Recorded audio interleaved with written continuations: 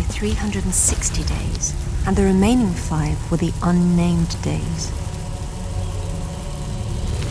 The Maya believed that each year when the unnamed days arrived, the gates to the underworld would open. Like, I know that you guys have played some of it before, but I actually haven't. I didn't get it. This is the first time I've ever seen anything but a trailer video, so I was pretty impressed. I got to check it out once at E3. That was the original time when I got to play it, and there we did the underwater portions where you're kind of Laura's swimming around underwater. I guess she's got like some sort of magical breathing powers of some sort, or maybe an air pack. No. See, like, I asked that when he was showing it. I'm like, wow, she can hold her breath for a really long time. And he's like, no. She puts her mask on when she goes in the water. And she has like there's like a little tiny breathing tank on her back. He's all, yeah, it's high tech, man. And then a couple of weeks ago, I got to go and play through the beginning level, the tutorial that's in the Burning Croft Manor.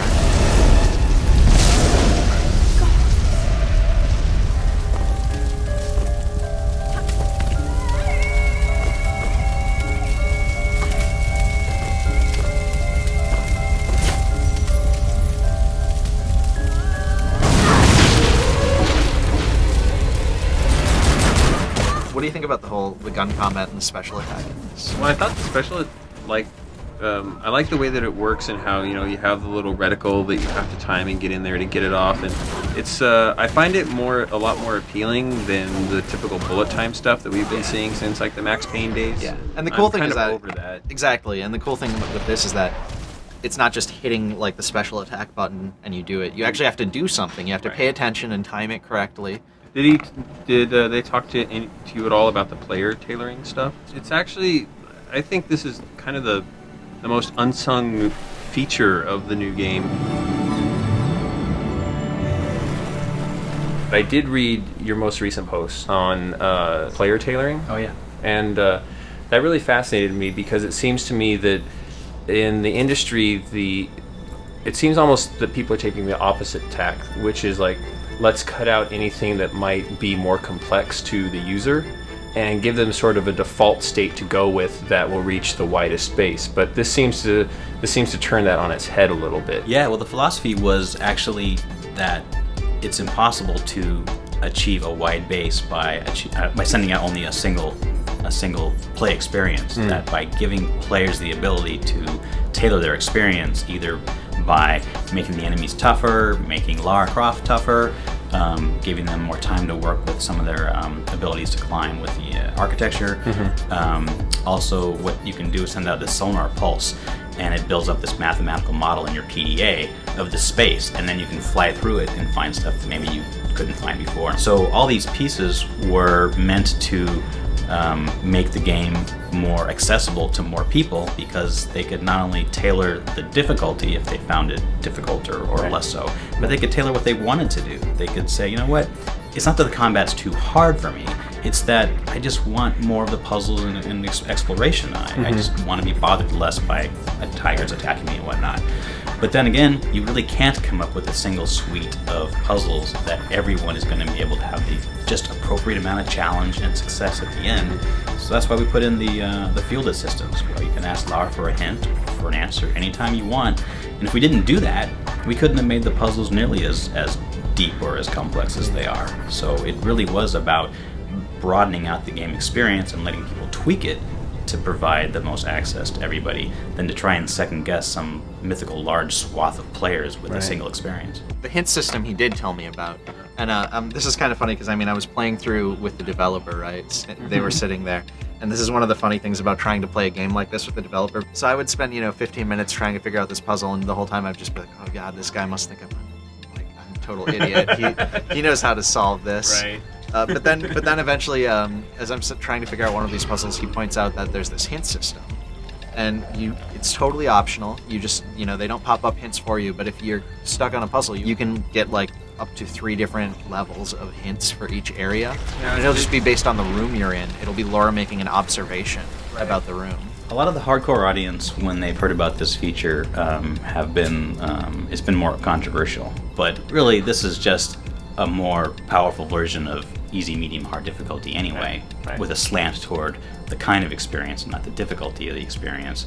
But at the same time, the one really, truly controversial piece is that people can't always necessarily be trusted to resist temptation.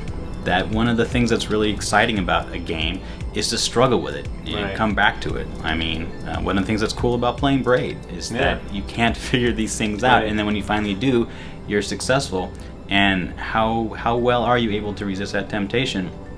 But rather than trying to second guess that, again, trying to read 2 million people's minds, we felt it was better to provide that access for them and let people be the authors of their own experience.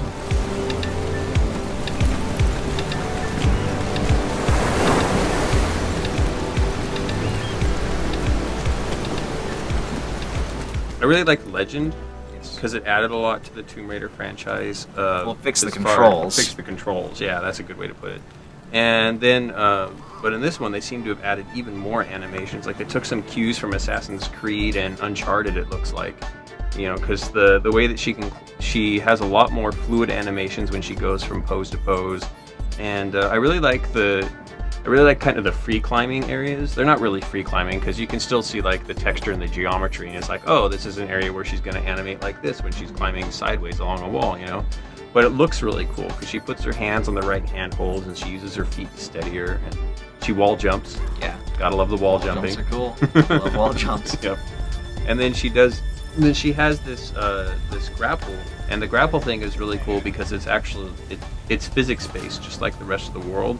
He's like, you can grapple a point, and then you could wrap it around something in order to spin it, or to push something off of something else.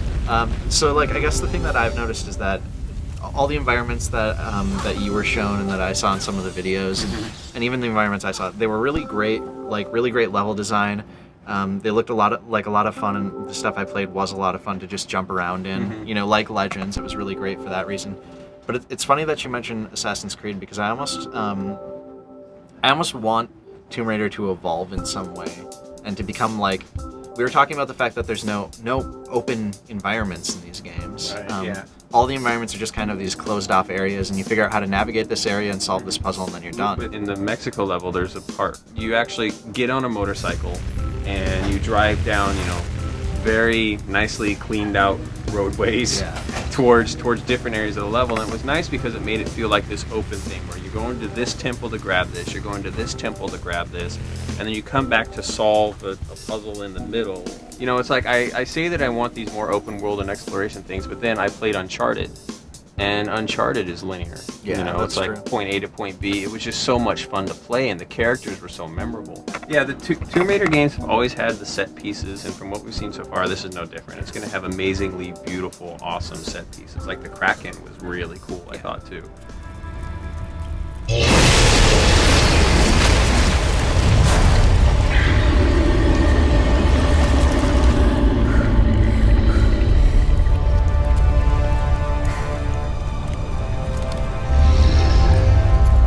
Oh, that's lovely. That whole puzzle surrounding the Kraken looked like a lot of fun to solve. And he was saying that even moving back and forth across that room where the Kraken was, you could climb more than one way to get to where you needed to. It wasn't just like one set route. I mean, I guess we're sounding a little down on it. It still looks like it's going to be a ton of fun to play. Yeah. Um, I have no watching the way Lara moves. She looks really, really fun to control. I mean, because I really enjoyed Legend. I'm still too. kind of bummed that I haven't had time to download and play Anniversary. I'm the same exact way. That's weird. Yeah, but so this one I am totally looking forward to.